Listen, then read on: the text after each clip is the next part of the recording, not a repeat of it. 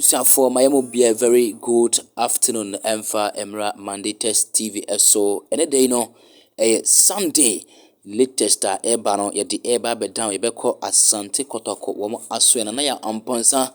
after say board meeting eba so nsembe na eba na yetie ne say Ghalca Ghana League Clubs Association yes womo asia top 6 na hunsam 8 mi eba sanso so atraman aso ensem eba urim say Ashgold ye dimoti na team ben na ebe she Asante good team no anana ayade say leg no so yetimi eri ashisha so when latest no yetimi ede eba na subscribe to Mandators TV da bia ka se mon subscribe isan se ene no enye asem ketwa kra ya da bia de ensem no eba ye ni players ne kasa ye was sources enti subscribe to Mandators TV a emma na nye wade bia say we kra mo source senate ye was source ye wonsam wo ho papa da bia ye ka ensem etimere cho subscribe to Mandators TV na also like page no leave you comment na bibia enso enkwe emfa ema na be sha se every crobia kuma say Asante Kotoko for omonso aswe nano yebeka ensem show say Kotoko company for Asia board meeting no it me bas na ya amponsa ekoshia board no na season no eba na wie no ne budget a otimi na ho akonta na beko na wakwa akubu de atwe empanimfo na ne tie ene say nano yes meeting no it me eba so ana enya asem gitwa akra na ne tie ene say meeting no eba so ewie no nia etiere se nana ya amponsa wuni se last season krobia kuma se Asante Kotoko womo etimi emaniska na ye urema $2 million na enya asamgeto akona sa $2 million na mpanimfo edi ema nana ya amponsa no na ekabi ens ewo nana ya amponsa tuatua saka ni na awie urema Kotoko players ni bi mo ha na team na edi omoka ana omo enya ntua ye na ya amponsa etimi de atom panimfo anim se watua saka no etimi edi afiri sanso ena uwurema players ni bi mu wo ha na omo nso eda abrante Steven Okra yes ni fee eno aye 40,000 Ghana cedis yes 40,000 Ghana cedis 400 million eno so watua saka no edi afiri ho sanso ena uwurema Northern hotel so na Kotoko edeka $100,000 utumuze na eno enya asamgutwa 1 billion eno no na ya amponsa sa kanon so no watua enso edi afiriwa ene $2 million ampanimfo edi man no na ya amponsa aye ho adwuma eze na enya asamgutwa kra empanimfo ani atumi agina mo bom nsam ema na ya amponsa Mr Ideas eno so ye di airtime wona na yetie ene se kurobia kuma se Asante Kotoko na ya amponsa aka ede achiro mo se Africa na womo ekono be hia ska 3.5 million dollars ansa Africa no womo atimi akobo adwuma na sa 3.5 million dollars no na ya amponsa se wa raise mu 2.5 million dollars na akwe anigi sempa edi ama board na amponsa se aka $1 million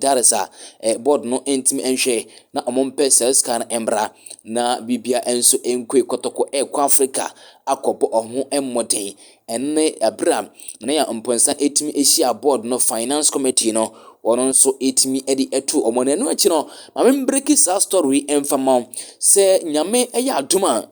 within this week Kotoko ombetimi announce sponsorship deal a juicy sponsorship deal ena eba this week likely so ombetimi announce yes ombetimi announce ama enema enso atimi akwi na ne atiane se after sana na amponsa ene mpanimfo etimi ehie no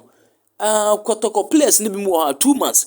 team ni edi omoka na ya amponsa ese mpanimfo assign check no edi ama na ya amponsa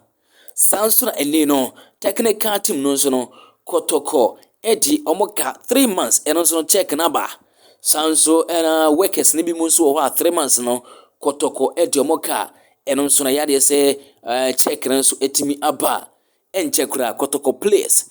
Kotoko workers technical team no womo team na edi omoka yina no na ya amponsa ebetia sa aka nyina afrance na preseason no eno so etimi astarte ewo Asante Kotoko wɔn nso aso yɛde ho nsɛm no ɛtumi ɛda ho na yɛnkɔ ne yɛmfa nsɛm no ntumi ntoa so deɛ na ma yɛnwura mu ɛwɔ Ghana yes Premier League no wonim sɛ ɛyɛ adeɛ sɛ Ashgold team no yɛdi mu tie mo nso mo nkɔbɔ Division 2 wɔn ɛkɔyɛ appeal nanso anyɛ yie nkra me sɛ ɛka ɛne sɛ mpanimfoɔ sɛ mbɛbɔ 3-way playoff na saa 3-way playoff na mpanimfoɔ ɛbɛbɔ no ɛyɛ teams a motumi nya second position ɛwɔ ɛno ɛyɛ Division 1 leg na ɛtumi ɛbaa so no second position no munya best points no ne ɛtie ne sɛ Tamale City ɛdin ɛtumi aba saa nso na ebusua abɔntoa drafts wɔn nso din aba ɛna urama ɛno nso yɛ Liberty Professionals ɔmo nso ɔmo din ɛtumi aba mpanimfoɔ ɛhwɛ so mbɛkɔ akɔbɔ saa playoff no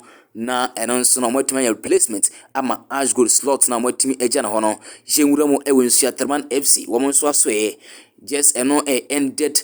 Division 1 league na course na ɔmɔtumi nya qualification ɛfiri no yɛ owura mu zone 1 no ɛbɛpie mu ɛwɔ Ghana Premier League no na coach ne Mohammed Gago wonim sɛ ne ɔne yɛ coach anaasɛ trene ɛdima Nsuaterman na wɔshow interest ɛwɔ players mene bi mu Abrante ne din Vincent Atenga esina kama Mediama Sporting Club Samson Abrante ne din ɛne Rashid Norte ɔno nso no ɛyɛ adeɛ sɛ wɔshow interest ɛwɔ saa players wi mu a ɔhwɛ sɛ ne nsa ebetimi aka mo so Messi akan ɛmfa ɛma team ne din Nsuaterman FC ɛwɔ Nsuatere na ɛno nso no ɛho nsɛm ɛnso ɛno nne no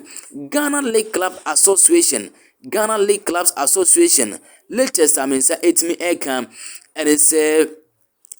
top 6 no wɔn anya decide sɛ ade no ebetimi aba so na ne ɛtie ɛne sɛ ne data start no ɛyɛ 14th August ekosi ɛno no ɛyɛ 31st August na tournament no ne nyina ɛnso ɛtimi aba na wie na ne ɛtie ɛne sɛ bɛbɔ ne nyina ɛwɔ Baba Yara Sports Stadium ɛhɔ ana saa ɛno ɛyɛ top 6 no ebetimi aba so subscribe